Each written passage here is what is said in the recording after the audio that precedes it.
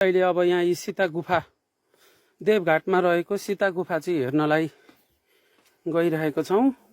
यसरी ओह्रालो झरेर चाहिँ हामी उकालो चढ्छौँ। यता हाम्रो आमाहरू पनि हुँदो रहेछ। वशिष्ठ ऋषिले ध्यान गर्नु भएको ठाउँ यस्तो छ। यसरी भगवान हुनुहुँदो रहेछ। यसरी सीता गुफा रहेको छ। यो चाहिँ देवघाटमा। यसरी हामी दर्शन गरौँ भगवानको गुफा हामीले परिक्रमा गर्दैछौँ। जो चाहिँ यस्तो छ हेर्नुहोस्।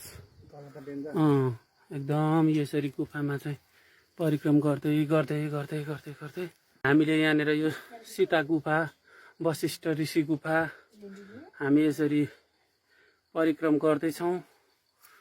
जहाँ चाहिँ यो देवघाट स्थित रहेको छ। कुनै समय मौका परे हजुरहरू पनि आउनुहोला यसरी दर्शन गर्नको लागि।